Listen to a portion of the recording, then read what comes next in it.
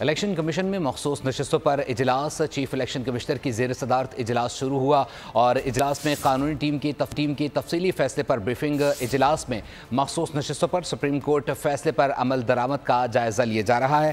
Fahd Chaudhary से update लेते हैं। फाद, अपडेट कीजिएगा।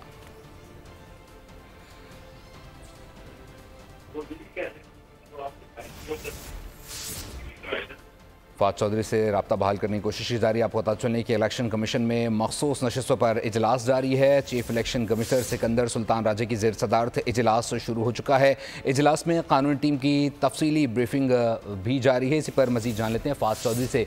फाद, बताइएगा इस वक्त इजलास में कौन कौन शरीक है और क्या इंसाइट्स हैं इजलास से मुताल्लिक?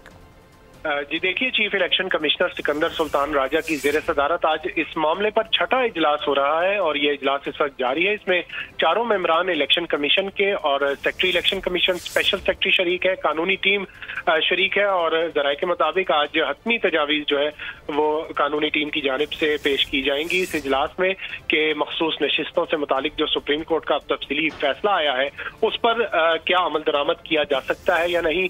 आइन और कानून के तनाजुर में इलेक्शन कमीशन जो है वो क्या लायामल इख्तियार कर सकता है। और जराये का ये भी कहना है कि कानूनी टीम की जानिब से ये ऑप्शन दी गई थी इलेक्शन कमीशन को कि इलेक्शन एक्ट में तरमीम के बाद चूंकि वो लॉ ऑफ लैंड बन चुका है, सुप्रीम कोर्ट के फैसले पर अमल दरामद नहीं किया जा सकता और इस हवाले से आज कोई हतमी फैसला जो है वो इम्कान है कि किया जाएगा।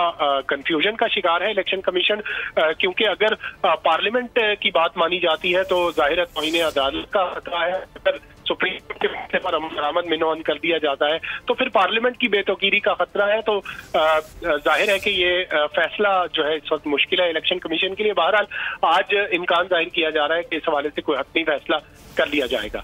आज इम्कान जाहिर किया जा रहा है कि इस पर हतमी फैसला कर लिया जाएगा। फाद चौधरी, अपडेट करते बहुत शुक्रिया। सब्सक्राइब करें और बेल दबाएं ताकि कोई खबर रह न जाए।